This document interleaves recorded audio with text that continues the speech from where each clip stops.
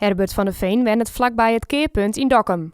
Een bijzondere plak, vooral als de Alversterretocht op het Ierstrog in kin.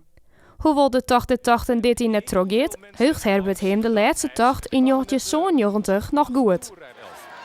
Hoe dan ook, dat is pas vanavond 10:30. Het is nu ongeveer... Om te beginnen de winnaar, aangenaamd.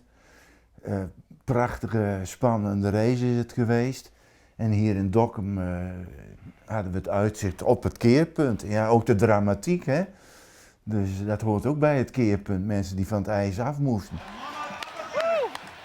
Vooral de sfeer van zo'n Alversterretocht is uniek. Geweldig.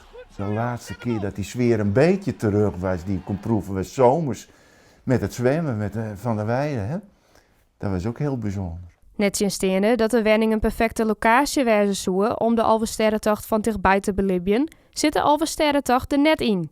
Herbert vindt dat een wiers besluit. Dat is niet anders. En ook zou het tegen de tradities van een Elfstedentocht ingaan om alleen de wedstrijd door te laten gaan en de toertocht niet. Ik vind dat ook heel moedig van het bestuur om vast te houden aan de eigen normen en waarden. En niet te bezwijken onder de druk. Ik zou het mooi wezen voor haar eigen bed and breakfast het vergulde scheepje.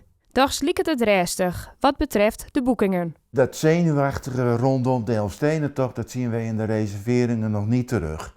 Nee, maar we hebben ook maar 1 kamer beschikbaar en die is in het weekend al geboekt. Dus ja, we kunnen het ook niet meer merken. Herbert is zelfs een vervent reedrieder en hoopt het de komende dagen nog wel even op het ijs te staan en zijn redens onder te bieden. Ik hoop in ieder geval Franeker daar naartoe te kunnen schaatsen.